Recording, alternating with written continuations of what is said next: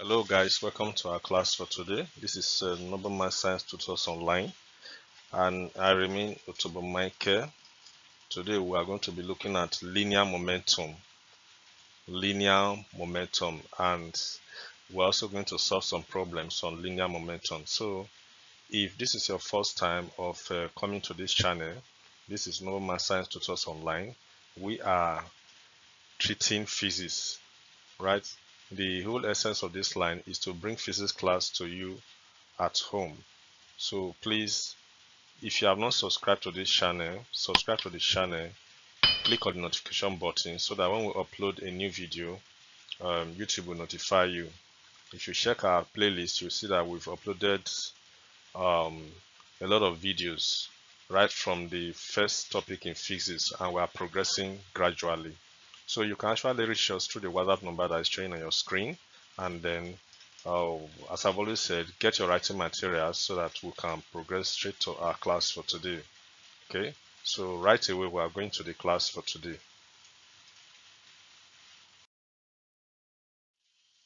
So under linear momentum, we talk about Newton's laws of motion. Newton's laws of motion. So the first law of motion states that every object continues in a state of rest or of uniform motion in a straight line unless acted upon by an external force. This is true from our everyday experience. If you are watching this video, except a force acts on you, you will not move from your initial position. Is that okay? So that is exactly what this law is trying to state, that every object will remain at where it is except an external force acts on it. Okay, so and that is what brings us to what is called inertia, right? So your inertia is the tendency for you to remain at rest, or if you are already in uniform motion, for you to continue in that motion except a force acts on you. So the tendency of a body to remain in a state of rest or of uniform linear motion in the absence of an applied force is called inertia. So inertia is actually a function of the mass of the body, because the more the mass, the more the inertia. Also, which means that a weighty object will want to remain where it is except an external force acts on it. So the tendency for an object to remain in that state of rest except an external force acts on it is what is called inertia. Please take note of that. And that is why when you are moving in a fast moving vehicle, when you are traveling in a fast moving vehicle and then the driver steps on the brake, you find out that you will jerk forward because your body is already traveling at the same speed that the car is traveling. So when you step on the brake, suddenly you see that every passenger in that vehicle will jerk forward. Is that okay? Or push backward, as the case may be. So this is what inertia is all about, and that is why the designers of cars have decided to put the seat belts. The seat belt or the restraint, it restrains you. Instead of able to jerk forward, it holds you back. So a car that is moving in a straight line with uniform velocity, if the if the vehicle comes across an obstruction and the driver steps on the brake, everybody in the vehicle will jerk forward. And this is a function of the inertia that everybody in this vehicle possesses. Is that okay? So the Newton's first law of motion sometimes is referred to as the law of inertia. So maybe in your JAM, if you are asked which of the laws of Newton is the law of inertia, you should remember that it is the law of the first law of motion. It is in Newton's first law of motion. Okay, so that is what the first law states, and that is what inertia is all about. The tendency for you to remain at rest or of uniform motion is called your inertia. Right, so now we're going to look at impulse and momentum. Momentum is defined as a product of mass and velocity. the product of mass of a body and the velocity of the body is equal to momentum. Is that okay? So this is supposed to be V. It's equals to momentum, and the SI unit, mass is in kilogram and velocity is meter per second. So the SI unit of momentum is kilogram meters per seconds. Kilogram meters per seconds. That is the SI unit for momentum. Right? So we're going to look at impulse and then look at other areas of linear momentum. Second law of Newton.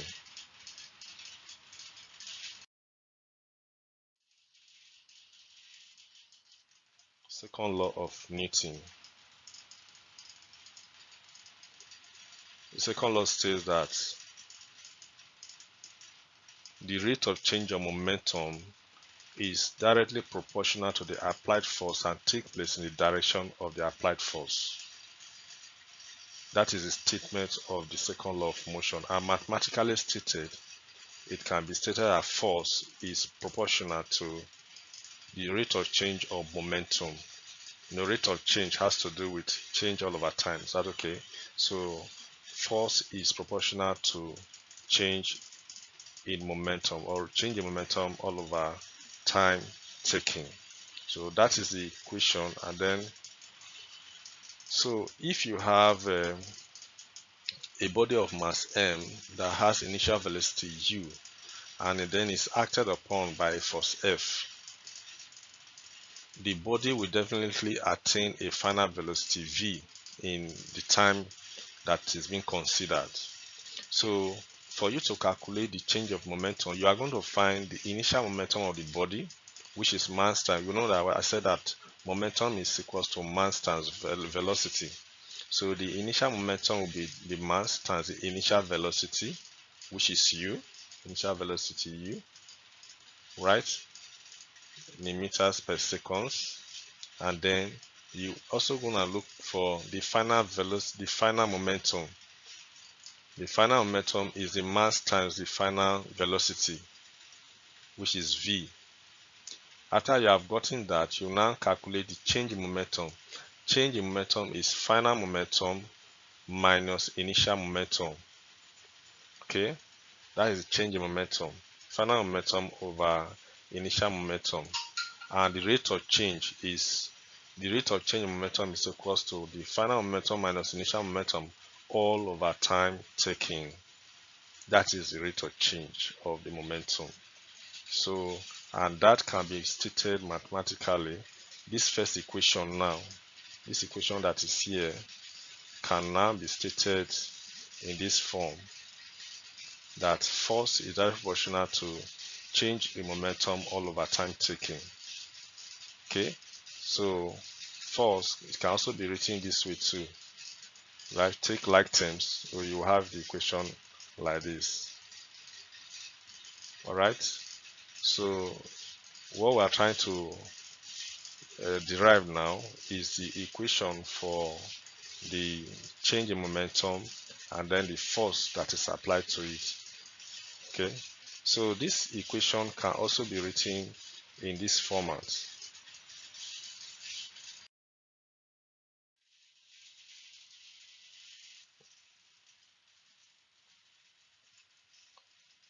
This equation, that equation can be written in this form, that force equals to the change in momentum over time taking.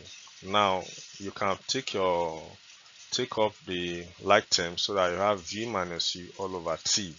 Now mv minus u all over t. Now we know that from our linear equation of motion, or equations of linear motion, that acceleration is equals to v minus u, that is change in velocity all over time taking.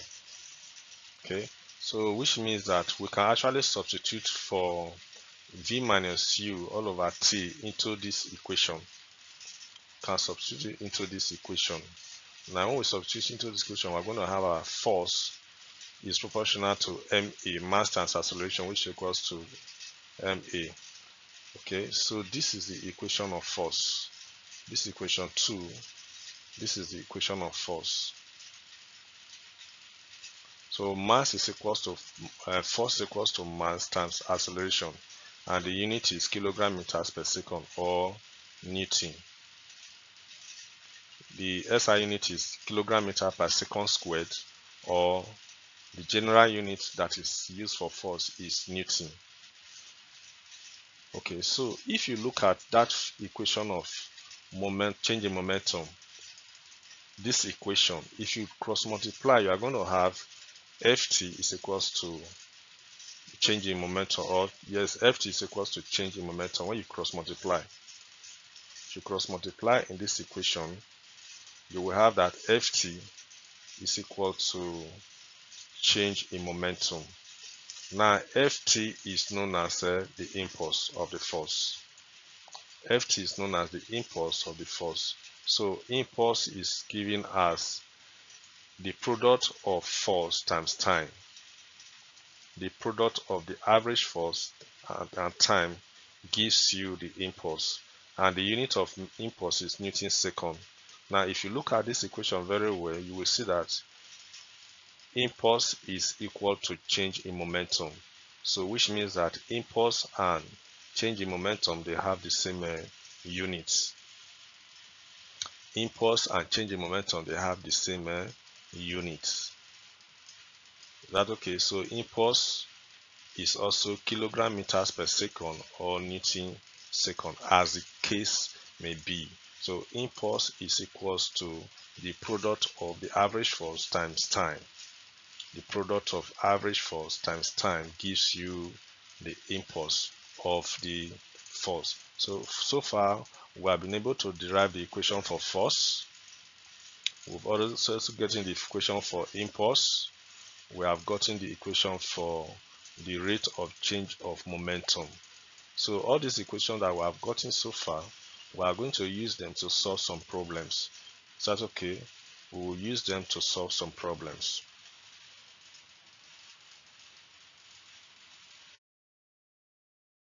Okay, so right, so this is a question that we need to solve so that we can drive home that point that we should discuss. Question says that a stationary ball is hit by an average force of 5 Newton for a time of 0.03 seconds. Calculate the impulse experienced by the body. Calculate the impulse experienced by the body. Now, from the equation that we just derived, we derived that in this particular question, you are giving that force. You are giving force to be 5 Newton, and then you are giving time to be 0.03 seconds. This is what you are giving, and we said that impulse is force times time. That is impulse. Force times time is equals to impulse, right? It's equals to impulse. So your own now, just to substitute this value that are here, we have 5 times 0.03. So when you multiply that, you have 0.15 Newton seconds.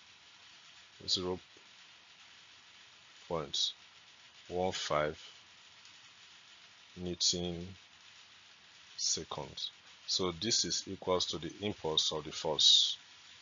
This equals to the impulse of the force of the body, or on the body. So very simple. Just know the equation to apply, and then your answer will come readily. Is that okay? Fine. So this is another question too. A body of mass 3.0 kg moves with a velocity of 10 meters per second. Calculate the momentum of the body. Okay, we said that momentum is equals to mass times velocity. Yeah. So in this particular question, mass is given to you to be 3.0 kg, and velocity is given to you to be 10 meters per second. So just substituting to this equation, so momentum will be equals to 3.0 multiplied by what? 10. So when you work that out, you have 30 kg meters per second. See, very simple, right? Very simple. So this is the application of those equations that we have derived. We are going to see other applications of the equations too as we progress in the class.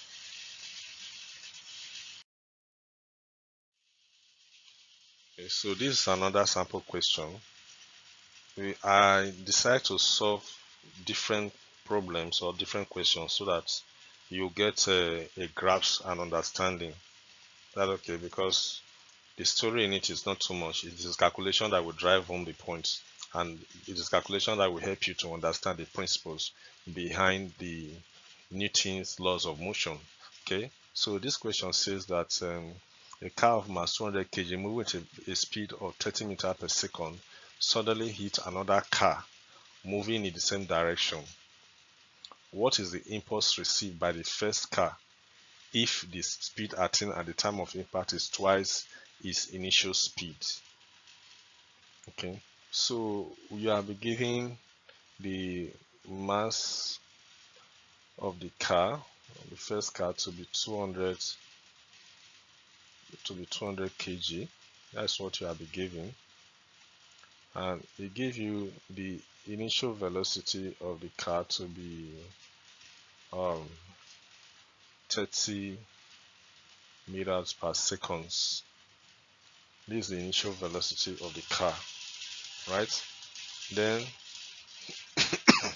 the final velocity of the car, we are told that the final velocity of the first car at the point of impact is twice its initial velocity. So which means that v is equals to 2u, and 2u will be equals to what?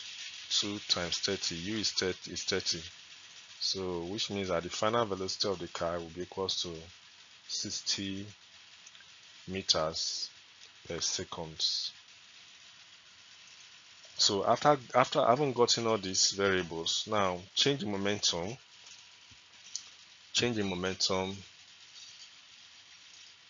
Okay, say change in momentum, which is delta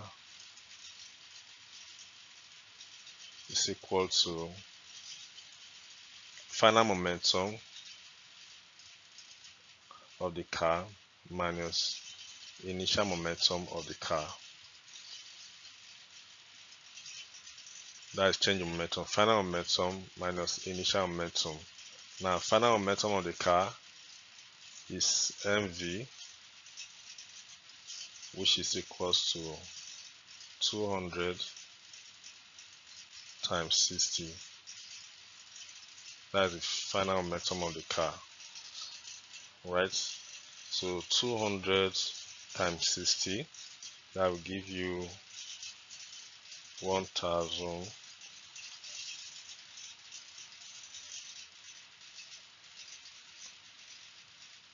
Okay, that will give you 12,000. Then the initial momentum of the car, mu, is what? 200 kg times the initial velocity. So if you multiply that out, you have 6,000. Okay, so that's what you have. Now your change in momentum will now be equals to final momentum minus initial momentum, which is 12,000 minus 6,000. So when you work this out, you are going to have 6,000 kilogram meters per seconds. This is your change in momentum. Now remember that from our equation on impulse, where we said that impulse is equals to change in momentum. So this one is now equals to the impulse. So which means that the impulse is equals to 6,000 Newton seconds. Is that okay? 6,000 Newton seconds. So when you have a question like this, you should know the variable are given to you, what is known, so that you know how to solve and calculate for the unknown. You see how I went about the question. First find the change in momentum, or the momentum, final momentum, initial momentum, do your subtraction, then you get the change in momentum. Change in momentum is equals to Ft, which is the impulse. Okay, so I hope this one is not too difficult and it's quite understood.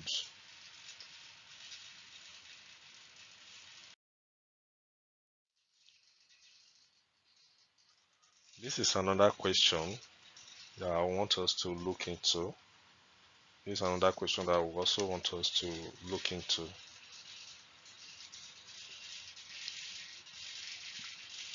So this question says that a body of mass 2 kg falls from rest through a height of 50 meters and comes to rest after penetrating 5.0 centimeter of sound. Calculate 1. The velocity with which the body hits the sound,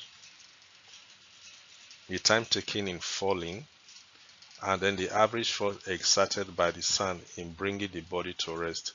So here you are giving the mass to be equal to, you are giving mass to be 2 kg. Okay, mass is 2 kg. Then you are giving height of fall to be equals to 50 meters. You are giving distance of penetration to be equals to 5.0 centimeters. So convert this to meters, you have 0.05 meters. You know that you have to divide by 100, right? For you to convert centimeters to meters, divided by 100. So if you divide this by 100, you have 0.05 meters. Fine. So once you have arranged this, look at the equations of motion. Which of them relates height and velocity? Okay. Which of them relates height and velocity? It is the third equation of motion. Is that okay? It is the third equation of motion, and since the body starts from rest, it means that initial velocity is equals to 0. So from the third equation of motion, we had that v square is equals to u square plus 2gh. So since initial velocity is 0, this one will be equals to 0. So we are going to add that v square is equals to 2gh. So if you substitute your values into this one, you have 2 times 10 times 50. Height is 50. So v squared is equals to, if you multiply that out, you are going to have 1000. So v will be equals to the square root of 1000. Okay, so if you work that out, your v now will be equals to 31.6 meters per second. So this is the final velocity, or the velocity with which it hits the sand.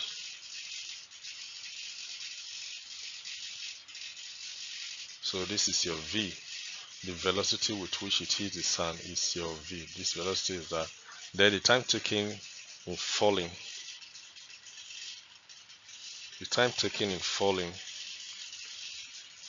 through the height, that height. Okay, so if you consider the height and the time, we said that initial velocity is equals to 0. So from the second equation of motion, we have that h is equals to ut plus half gt squared. This is the second equation of motion under gravity. So you can substitute your values here. U is equals to 0 because initial velocity is equals to 0. So that your equation now will be h is equals to half gt squared. Note that you are looking for time. So if you substitute into this equation, rather than 50 is equals to half of g, which is half of 10, is 5. Half of 10 is 5. Okay, so we can progress from there. Rather, your t squared now will be equals to 50 divided by 5. 50 divided by 5. And this gives you 50 divided by 5 gives you 10. So square root of 10, square both sides, you are going to have square root of 10. And so when you find the square root of 10, you have 3.16 seconds. So this is the time it takes to do what? To fall from the height to the ground level. Please take note of how the equations are being applied. Take note of how the equations of motion under gravity are being applied in this particular problem.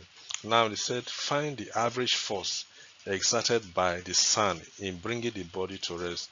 Note that when the body struck the sun, it penetrated the sun, it traveled the mass or the body penetrated the sun a distance of 0.05 meters. That okay? So the velocity with which it used to strike the sand is the initial velocity of the body. Before it enters the sand, this velocity which it used to strike the sand becomes the initial velocity. Then the distance traveled is 5 meters. Now on the sand, it will travel linearly. It travels linearly. So now we're going to now apply the linear equation that relates velocity and distance, and that will be the third equation of motion. You know that when it comes to rest, the final velocity is equals to what? 0. Yes, when the body has traveled the sand for 0.05 meters, it will now come to rest. So the final velocity is equals to 0. So for this third part of the equation, this velocity of hitting the sand becomes the initial velocity, while the final velocity is equals to 0. Then the distance traveled is 0.05 meters. So having gotten that background understanding, we can now say that v squared is equals to u squared plus 2as. Your A here is going to be your retardation, right? This is retardation. This is retardation. Okay, so v is equals to 0 because we said that final velocity is equals to 0. So your equation can be written as u squared is equals to 2as. So here you make a the subject of the formula. If you make a the subject of the formula, you have that a is equals to u squared all over 2s. Note that s is the distance traveled. So if you substitute the equation, your values to this equation, you have that initial velocity, which is 31.6 times 31.6 all over what? 2 times 0.05. Okay, so if you work this out, you are going to have that the acceleration is equals to 9985 meters per second squared. Now you know that force is equals to what? Mass times acceleration. Force is equals to mass acceleration. So substituting to this equation, you will have that mass is 2. Mass is 2, and then the acceleration is 9985. When you multiply that out, you will have 19,000. You have 19,000 971 971 Newton as the force. Okay, so that is what you will have as the force. So if you look at this question, you see that the question has traversed different areas of the equations of motion. We have used different equation of motions plus the equation of force to arrive at all the questions that are asked in this particular question. So please take note of this, right? I want you to take note of this. Study this question very well so that you have a good understanding of it. Okay, so this is going to be our final question for us to solve for today. Okay, this question says a body of mass 0.1 kg drop from a height of 8 meters onto a hard floor and bounces back to a height of 2 meters. Calculate the change in momentum. If the body is in contact with the floor for 0.1 seconds, what is the force exerted on the body? Okay, so what you look at here is that the body is falling from a height of 8 meters. So just look at that part first. You know, the body that is falling from height, the initial velocity is equals to 0. You know that it is falling under gravity. Okay, so the mass of the body is given to you to be 0.1 kg. Okay, the first height, the initial height is 8 meters. So let's take that one first, because then the height of rebound, let me put height 2, is 2 meters. So from the initial height of 4, it means that the final velocity, since initial velocity is equals to 0, u is equals to 0 for that one. Since initial velocity is equals to 0, we can see that from the third equation of motion, that v squared equals to u squared plus 2gh. So this is equals to 0. So what we are looking for is v squared is v. So this v will be equals to square root of 2gh, which gives us square root of 2 times 10 times what? Times 8. Height is 8.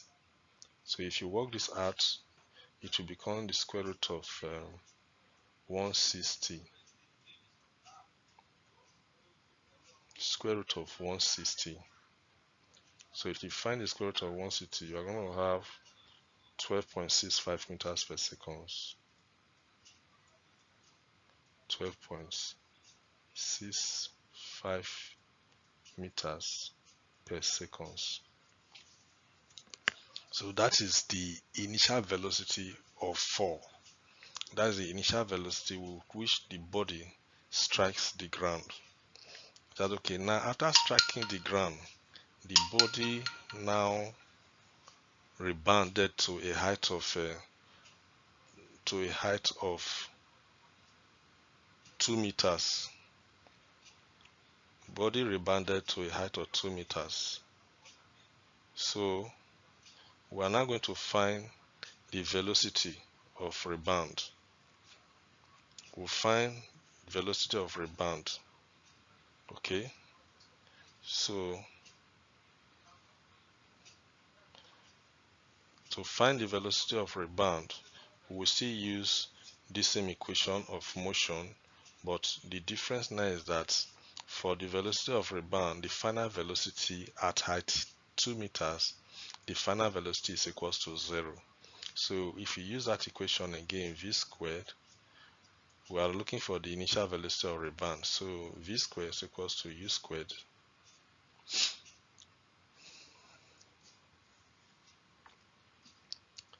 plus 2gh.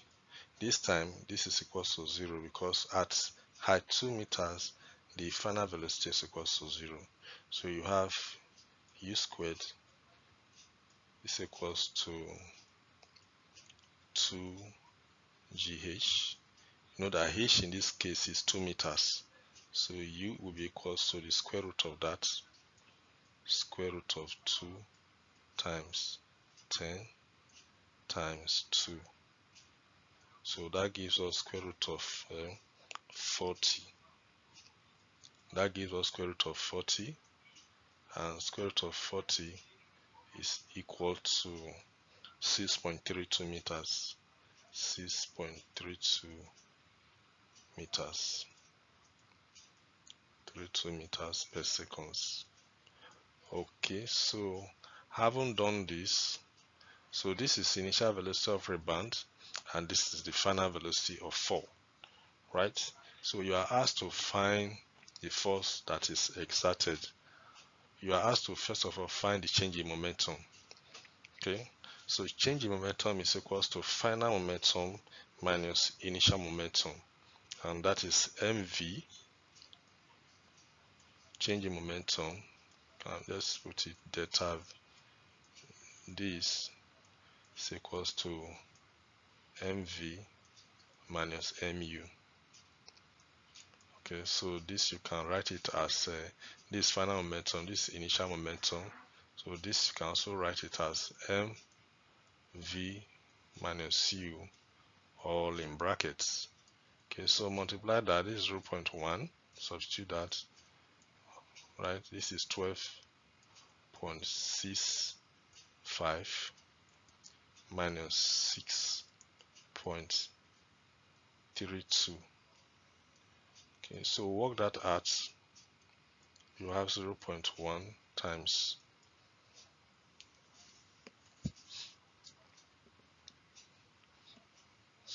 so you do that, you are going to have, okay, another thing that we want to take note of here is that when the body is rebounding, the velocity is going against the motion is against the initial motion, right? So this sign now will become plus. Okay, so you have that, and then you do your addition, so that you have 12.65 plus 6.32. That gives you 18.97. 18.97. So give you 18.97. So when you multiply that out, you are going to have 1.897. So this is your change in momentum, kilogram meters per seconds. Okay, then the force is equals to the rate of change of momentum all over time taken. Force is change in momentum, which is 1.897 all over time taken, and the time is 0.1. So when you work that out, you have approximately 19 Newton as a force. Alright, so you see how this problem was solved. Take note of this part, that the velocity of rebound is opposite to the initial direction of motion. So here you're supposed to have minus, and minus equals to plus.